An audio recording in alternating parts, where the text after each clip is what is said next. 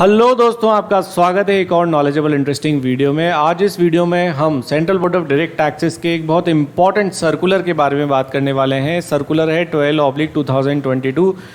CBDT ने latest में ही ये सर्कुलर इशू किया है। हाँ जी, 16 जून 2022 को central board of direct taxes ने सर्कुलर इशू किया है and this circular is relating to giving clarity on section 194R।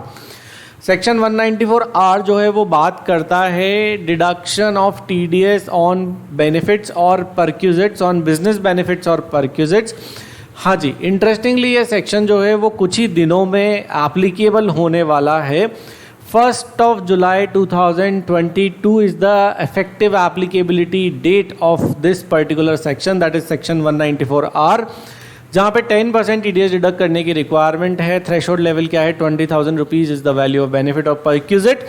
हाँ जी, तो इस सर्कुलर के बारे में आज हम इस वीडियो में बात करने वाले हैं। तो देखते हैं कि सीबीडीटी ने हमें कौन कौन से पॉइंट्स पे क्लैरिफिकेशन दिए हैं इस सर्कुलर में। Central board of direct taxes का सर्कुलर है 12/2022। तो आइए सबसे पहले देखते हैं, is it necessary that the person providing benefit or perquisite needs to check if the amount is taxable under clause 4 of section 28 of the act before deducting TDS under section 194R?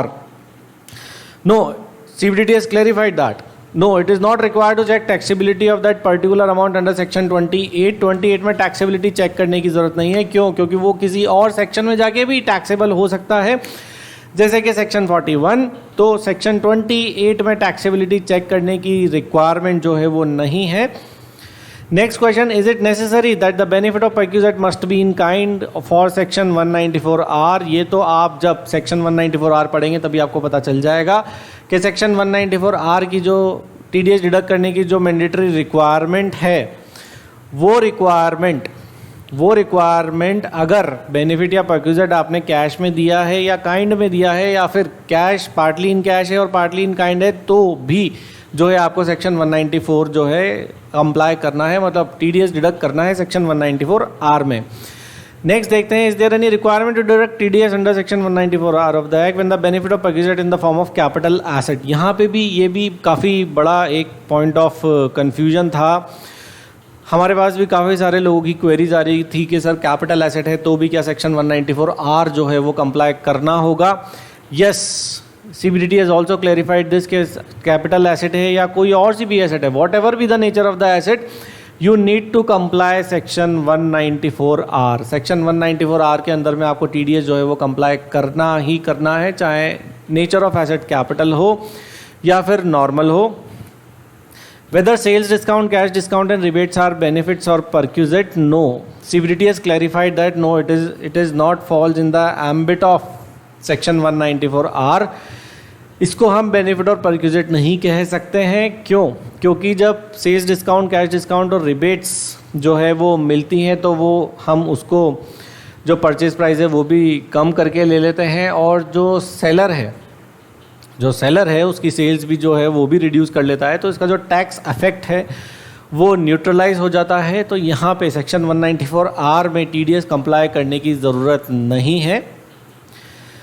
यहाँ पे कुछ points पे और CBDT ने clarification दिया है कि section 194 कहाँ पर एप्लीकेबल होगा। When a person gives incentives other than discount rebate के अलावा और कोई इंसेंटिव दिए हैं, चाहे वो कैश में हो या फिर किसी और फॉर्म में हो, जैसे कि कार दी है, टेलीविज़न दी है, computer, gold coin, mobile phone etcetera, तो सेक्शन 194R में आपको टीडीएस डिडक्ट कर देना है।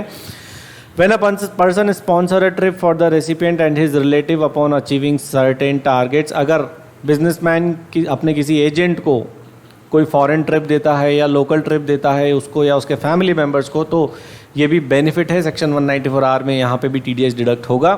When a person provides free ticket for an event, किसी इवेंट के आपने फ्री टिकट दिए तो आपको सेक्शन 194R में टीडीएस डिडक्ट करना है। When a person gives medicine samples free to medical practitioner, तो भी 194R में आपने टीडीएस डिडक्ट कर देना है। द नेक्स्ट देखते हैं, the provision of section 194R of the act shall not apply if the benefit of perquisite is being provided to a government entity like government hospital not carrying on business और profession. अभी किसी medical store वाले ने एक government hospital को कुछ medicine जो है वो दे दी फ्री ऑफ कॉस्ट, तो ये जो मेडिसिन्स हैं इस पे यहाँ पे 194 आर में टीडीएस डिडक्ट करने की रिक्वायरमेंट नहीं है, क्योंकि गवर्नमेंट हॉस्पिटल अपने आप में ही एक गवर्नमेंट एंटिटी है। जैसे फॉर एग्जांपल एक इलेक्ट्रिकल मैन्युफैक्चरर ने फैंस जो हैं वो एक गवर्नमेंट स्कूल में फैंस लगवा दिए, तो यहाँ पे भी सेक्शन 194 आर में टीडीएस डिडक्ट करने की रिक्वायरमेंट नहीं आएगी। क्योंकि ये गवर्नमेंट एंटिटीज़ हैं, ये भी सीबीडीटी ने क्लैरिफाई किया। Now how to derive value of benefit और perquisite, what is the mechanism for derivation of value और परक्यूजिट। द वैल्यू, सबसे पहला प्रिंसिपल है, it has to be valued on fair market value. क्या जो भी उसकी एफएमवी आएगी वो आप देख लीजिएगा, बट कुछ स्पेसिफिक केसेस जो हैं, दो important specific cases. Case number one ये कहता है कि आपने बेनिफिट और परक्यूजिट देने से पहले जो एसेट ली है और जिस वैल्यू पे ली है उसकी वो वैल्यू ले लेना। केस नंबर 2 ये कहता है कि अगर आपने मैन्युफैक्चर करी है तो जिस प्राइस पे आप उस बेनिफिट को, which may be in the form of any asset, आप उसको अपने कस्टमर को सेल करते जिस प्राइस पे, वो प्राइस जो है आप उसकी वैल्यू ले लीजिएगा for deduction of TDS under section 194 R. यहाँ पे central board of direct taxes ने ये भी क्लेरिफाई किया है, जब भी आप टीडीएस डिडक्ट करेंगे अंडर सेक्शन 194 आर तो जीएसटी इंक्लूड करके वैल्यू नहीं लेनी है। जो टीडीएस कंप्लाई होगा सेक्शन 194 आर में, वो कंप्लाई होगा टैक्सेबल वैल्यू पे। सोशल मीडिया इन्फ्लुएंसर के बारे में भी central board of direct taxes ने हमें क्लैरिफिकेशन दिया है। हाँ जी, सोशल मीडिया इन्फ्लुएंसर्स, यहाँ पे बहुत सारी कंपनीज जो हैं अपने प्रोडक्ट सोशल मीडिया इन्फ्लुएंसर्स को देती हैं, वो अपने वीडियोस में उनकी अनबॉक्सिंग करते हैं, वो अपने वीडियोस में लोगों को बताते हैं कि ये इसकी परफॉर्मेंस कैसी है, इसकी एफिशिएंसी कैसी है, उस पे वो अपने वीडियोस में रेटिंग्स देते हैं, फीडबैक्स देते हैं, उनका एक्सपीरियंस बताते हैं अबाउट दैट पर्टिकुलर प्रोडक्ट।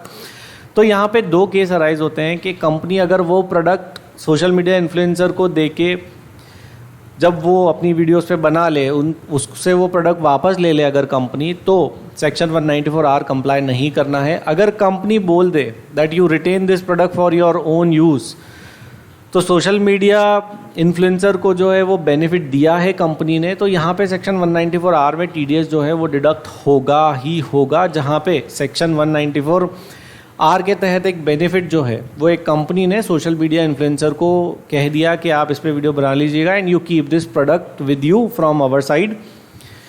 हाँ जी, reimbursement of out of pocket expenses का क्या ट्रीटमेंट होगा, what is will be the treatment for reimbursement of out of pocket expenses. इसका सीधा सा प्रिंसिपल है कि any expenditure which is the liability of a person carrying out business or profession is made by the other person, then it is a benefit or perquisite.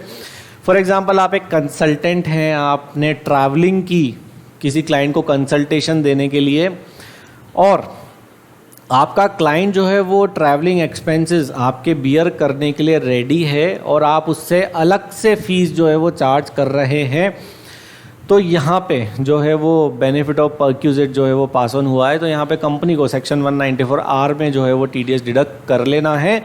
अगर travelling और expenses company beer नहीं करती है, travelling lodging expenses, तो यहाँ पे consultant का वो एक बिजनेस नेचर का एक्सपेंस है, वो उसको अपनी रिटर्न प्रिपेयर करते वक्त, अपना P&L बनाते वक्त उसको बिजनेस एक्सपेंस जो है वो बुक क्लेम कर सकता है, उसको बुक कर सकता है। तो यहाँ पे ये देखना है कि कंपनी अगर आपके एक्सपेंसेस बियर कर रही है, आप कंसल्टेंट हैं या फिर कोई सर्विस प्रोवाइडर हैं, तो यहाँ पे कंपनी को 194 आर में जो है वो टीडीएस की कंप्लायंस करनी है।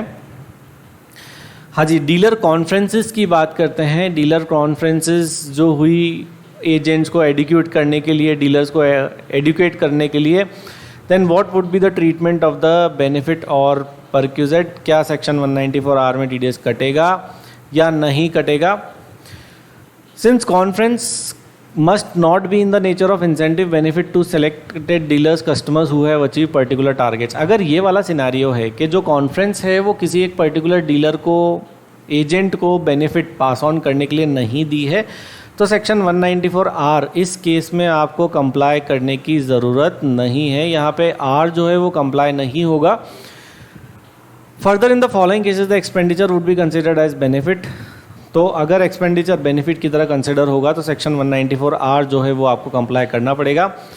सबसे पहला देखते हैं expenses attributable to leisure trip और leisure component is there in the trip, तो सेक्शन 194R जो है वो कंप्लाई करना है। Expenditure incurred for family members accompanying the person attending dealers business conference, company ने बोला कि साहब जब आप कॉन्फ्रेंस होगी यहाँ पे तो आप अपने फैमिली मेम्बर्स को भी अपने साथ ले आएँ, तो यहाँ पे this is the benefit extension by the company to the agents to the dealers, तो यहाँ पे सेक्शन 194R में जो है वो TDS डिडक्ट आपको कर लेना है। एक्सपेंसेस ऑन पार्टिसिपेंट्स और dealer conference for day which are on account of prior stay और overstay beyond the dates of each conference, company ने बोला कि जो भी डीलर्स आएंगे वो अगले 2 दिन भी एक पर्टिकुलर रिजॉर्ट में रुक सकते हैं जहाँ पे हमने कॉन्फ्रेंस की है। So this is also benefit given by the company to the dealers, तो यहाँ पे भी सेक्शन 194R जो है वो कंप्लाई आपको कर देना है। नेक्स्ट देखते हैं section 194R provides that if the benefit is to be complied when the benefit is to be in cash और पार्टली इन काइंड, तो किस तरीके से जो रिक्वायरमेंट है वो किस तरीके से फुलफिल होगी सेक्शन की, कौन सी रिक्वायरमेंट, ये रिक्वायरमेंट कि जो भी बेनिफिट दे रहा है पर्सन उसको ये इंश्योर करना है बेनिफिट देने से पहले कि उस पर जो TDS है वो कंप्लाई हो जाए। तो यहाँ पे 2 ऑप्शन जो है वो central board of direct taxes ने हमें दिए हैं। पहला ऑप्शन तो है जैसे फॉर एग्जांपल आप किसी डीलर को कार दे रहे हैं, तो अब कार में से TDS कैसे डिडक्ट होगा, इट इज़ नॉट पॉसिबल। आप डीलर को ये बोल सकते हैं कि आप एक काम करो, इसका रिलेवेंट 10% का एडवांस टैक्स चालान जो है वो आप हमें सबमिट करा दीजिए, हम आपको benefit in the form of car जो है वो दे देंगे। तो यहाँ पे जो डीलर है, जो एजेंट है, वो उस पर्टिकुलर अमाउंट का एडवांस टैक्स का चालान जो है वो कंपनी को देगा।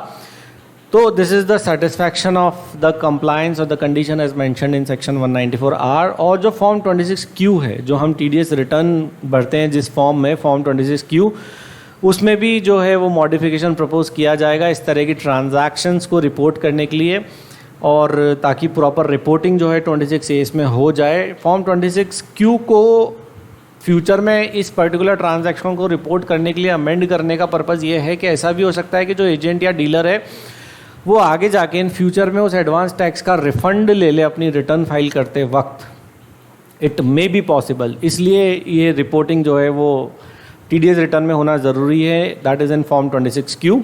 इसका एक और अल्टरनेटिव अवेलेबल है हमारे पास कि अगर वो एडवांस टैक्स नहीं पे करता है चालान से, तो आप जो है वो TDS का चालान पे कर दें। तो यहाँ पे जो वैल्यू ऑफ बेनिफिट होगी वो होगी कार प्लस जो आपने उस पर TDS जमा कराया, मतलब कि ग्रॉसिंग अप हो जाएगी। तो यहाँ पे आप 2 बेनिफिट जो है अपने एजेंट या डीलर को दे रहे हैं, that is first is in the form of car, second is in the form of TDS that you are depositing under section 194R। तो ग्रॉसिंग अप करके जो है वो आपको TDS की कंप्लाइंस यहाँ पे कर देनी है।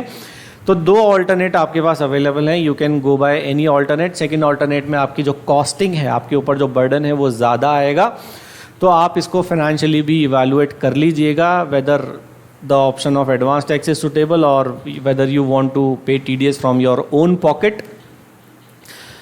हाँ जी, तो सेक्शन 194R एक और चीज़ CBDT क्लेरिफाई करती है इसके बारे में कि जब सेक्शन 194R जो है वो 1 जुलाई से एप्लीकेबल हो रहा है, तो जो 20,000 की जो लिमिट है, 20,000 का जो पैरामीटर है, वो कब से काउंट करेंगे, 1 अप्रैल से काउंट करेंगे या 1 जुलाई से काउंट करेंगे? वो काउंट करेंगे हम 1 अप्रैल से, मतलब कि फाइनेंशियल ईयर 2022-23 की वैल्यू आपको चेक करनी है।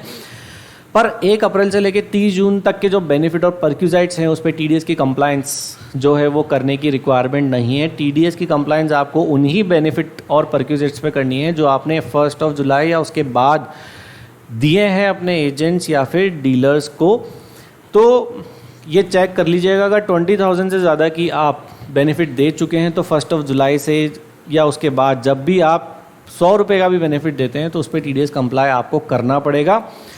हाँ जी, तो ये भी CBDT ने क्लेरिफाई किया है अपने सर्कुलर में। So thanks a lot for watching this video.